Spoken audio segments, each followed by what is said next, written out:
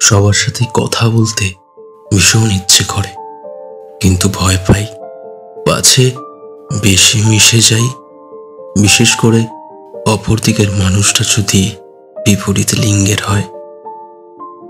মানুষের সাথে বেশি মিশতে যে ভয় করে, যদি মায়ায় পড়ে যাই, যদি ভালোবেসে ফেলি, তাহলে ভালোবাসতে যে মানা আমার।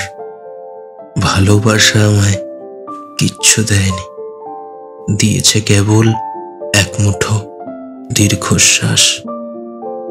যাকেই আঁকড়ে ধরতে গেছি, সেই হাত ফসকে আমার নাগালের বাইরে চলে গেছে বারবার।